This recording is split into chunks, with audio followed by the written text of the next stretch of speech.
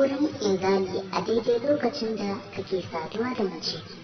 Kamar yadda kuka sani, maza da dama suna fama da wannan matsala na saurin inzali, shi ya samu ga ya dace da muku sabon darasi game da wannan cuta.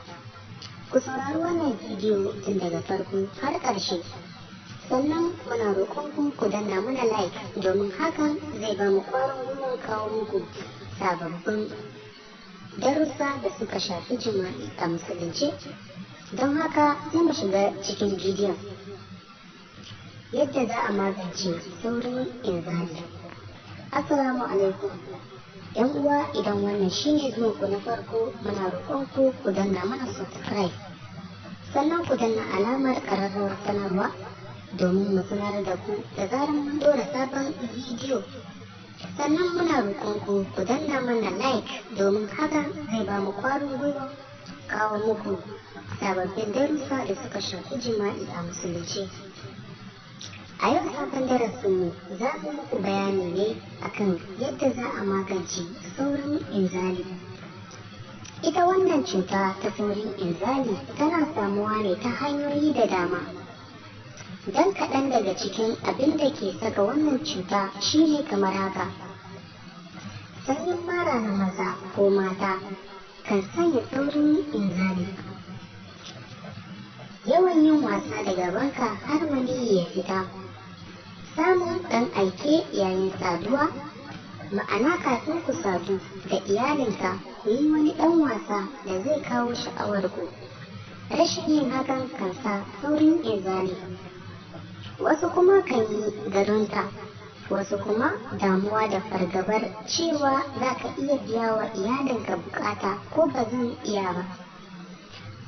Abubuwan da ake bukata domin magance wannan cuta shine: na ɗaya, kuɓewa ɗanya guda 5.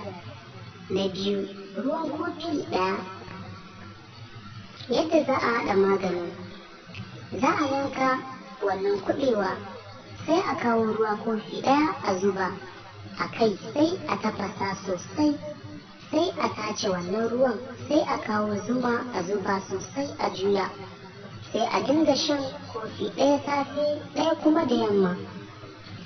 Insha Allah wannan matsala za ta kau da yardan Allah. Ko kuma na 1, ɗanyar citta mai yatsu, na 2, masoro, na 3, kanumfari. Sai a samu wannan citta a daka ta, sai a samu ruwa a zuba, sai a kawo wannan masoro da kuma kanumfari, sai a haɗa su a dafa sosai ya dahu.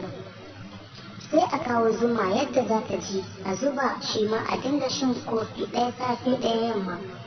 Insha Allah wannan matsala za ta kau da yardan Allah.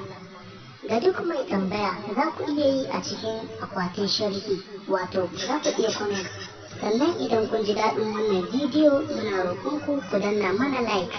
Daga ƙarshe ku danna subscribe, sana ku danna alamar ƙararrawar sanarwa domin mu sanar da ku da zarar mun ɗora sabon bidiyo.